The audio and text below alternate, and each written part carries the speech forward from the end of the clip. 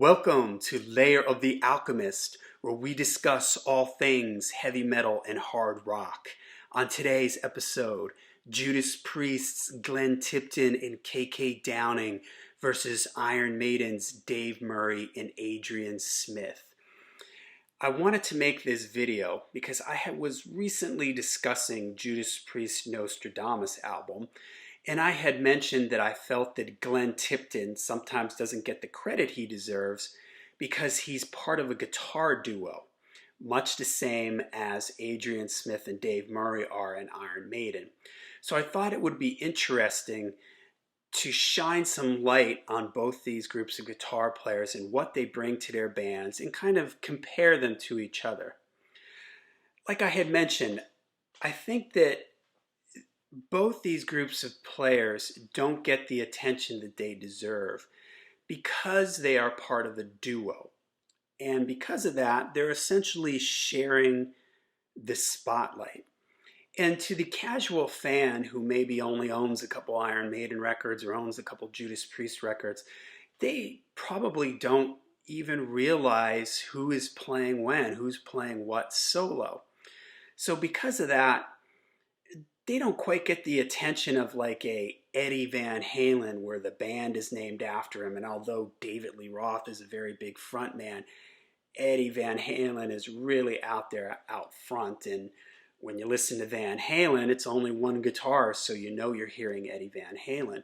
A similar situation with Ozzy Osbourne and Randy Rhoads, Jakey Lee, Zakk Wylde, or Dio with Vivian Campbell or Craig Goldie, where you've got the singer and you've got that fiery hotshot guitar player, and both of them are kind of like a team, and they're sort of front and center and the image of the band.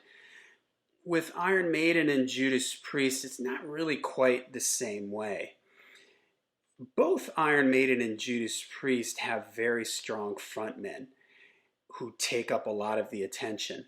And in Iron Maiden, I would go even a step farther and say that Steve Harris, the bass player, who was the founder of the band, who wrote a lot of the early music, who was the creative visionary of the band, that he also takes up a lot of the spotlight in Iron Maiden, in interviews, on stage.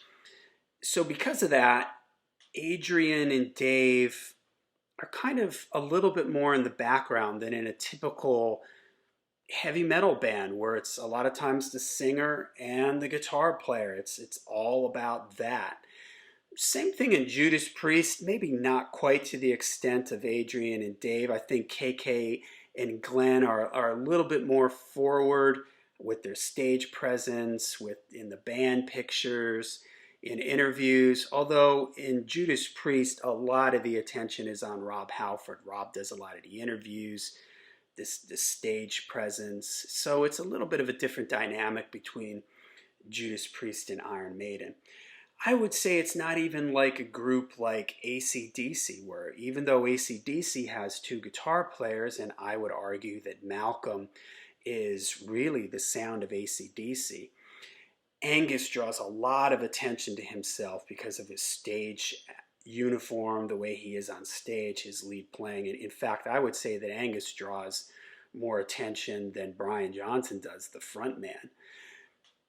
Same thing if you were to maybe think of Aerosmith and the Rolling Stones. Aerosmith, everybody automatically thinks of Steven Tyler and Joe Perry, the Toxic Twins. Rolling Stones, you immediately think of Mick Jagger and Keith Richards, the Glimmer Twins. So a lot of the attention, again, is on that frontman guitar player thing, even though those Stones and Aerosmith and AC/DC are two guitar bands. There's one of the guitar players in each one of those bands that's very much more forward and in the public eye than the other one is. Judas Priest and Iron Maiden, I wouldn't say it's like that. I would say that when you think of Judas Priest, you think of those two guitar players. When you think of Iron Maiden, you think of two guitars. But you just tend to, with those bands, think more of the front man, and in Iron Maiden, you think more of the front man and the bass player. So let's compare these two groups of guitar players. In Iron Maiden, I would say that Dave Murray is a little bit more of the spontaneous, off the cuff style. He plays a lot of fast lines. His style is very legato, meaning the notes are really connected and smooth. He does a lot of things with his whammy bar, whereas Adrian Smith is a little bit, to me, feels more thought out, a little bit more melodic, a little bit more blues based. I always think of Michael Schenker when I hear Adrian Smith, that kind of really melodic, really thought out style of playing, whereas Dave is a little bit more flying by the seat of his pants, if you will.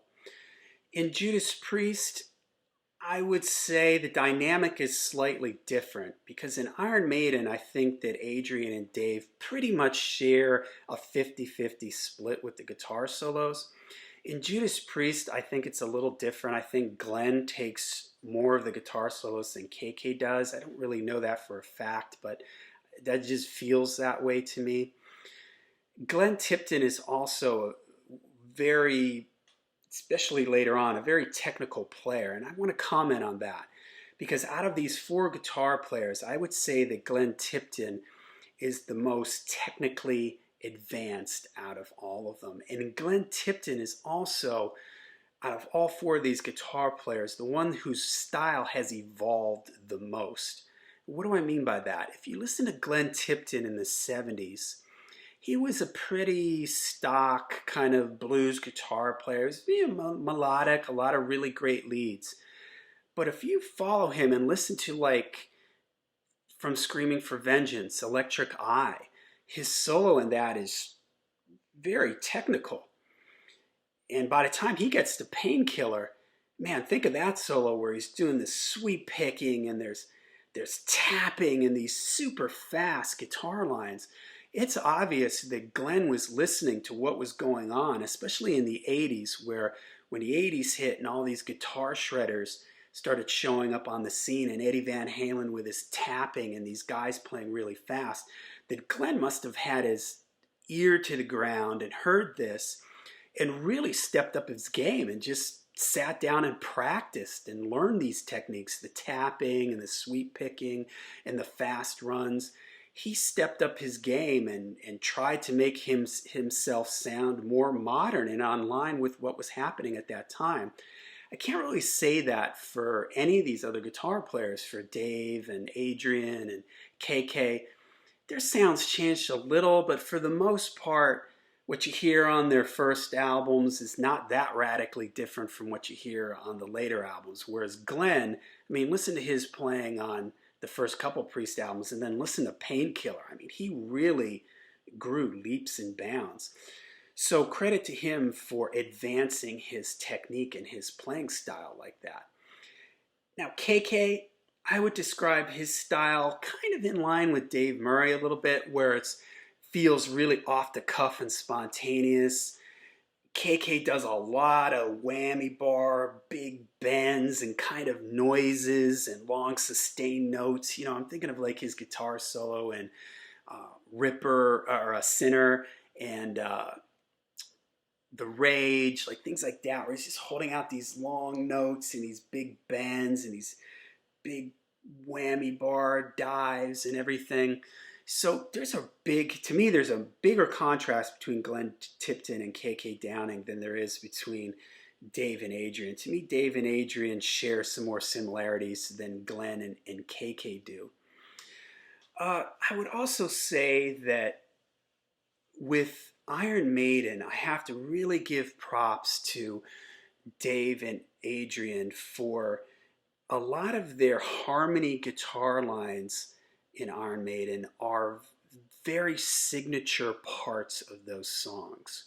Whereas in Judas Priest, although Glen and KK do harmony parts, they tend to be more inside guitar solos, or they're not as focal and as central to the songs as it is in Iron Maiden, where if you think of like the beginning of Hallowed Be Thy Name, where it's Adrian and Dave playing those harmony lines, or the beginning of The Trooper, that fast little line that the two of them are doing. You know, those are melodies that carry carry those songs, or something like Fear of the Dark, where people are sing along with their guitar parts, their guitar harmonies. In Judas Priest, I think that happens a little bit more in the riffs.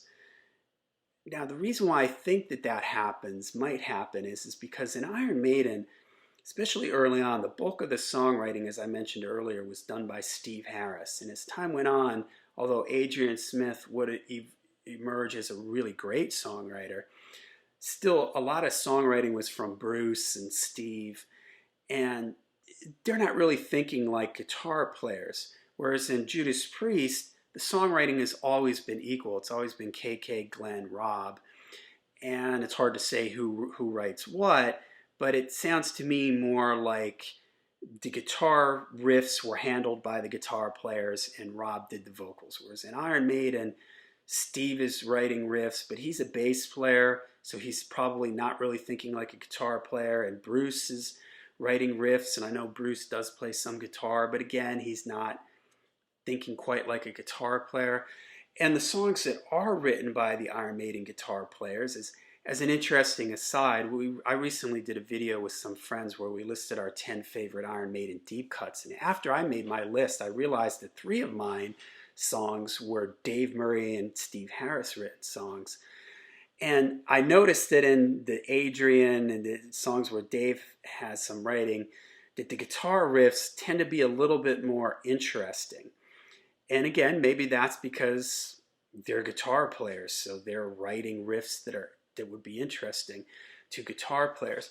So I give a nod to Iron Maiden for their guitar harmonies and how their guitar harmonies and guitar melodies really are big parts of their songs. Maybe I give a nod to the more riff-geared sound of Iron Maiden. So in the end, it's not a competition. Both groups of these players are great. They both bring unique things to their band. I can't imagine Iron Maiden without Dave Murray and Adrian Smith. I can't imagine Judas Priest without Glen Tipton and KK Downing, although I would say that Richie Faulkner is an amazing guitar player who really brought a lot to the band, and I really love his playing. Both these sets of guitar players are very important to the sounds of their bands. And unfortunately, because of their situations, I think they don't get enough credit and they don't get enough spotlight put on them. I think back to the days when I collected guitar magazines, and you almost always, if there was an article on the Iron Maiden or Judas Priest in one of the guitar magazines, it always had a picture of both of them, and same thing with Judas Priest. So maybe that's a credit to them that they work so well together that when you think of Iron Maiden, you think of both of them. You think of Judas Priest, you think of both those sets of guitar players for each of those respective bands. So nobody really wins here. They're all great. I love them all. So let me know what you think in the comments. Let me know what you think of their styles. And do you like one a little bit better than the other? What do they bring to their respective bands? And in the meantime, make sure you hit like and subscribe. And until we see you next time, remember to stay heavy and stay metal.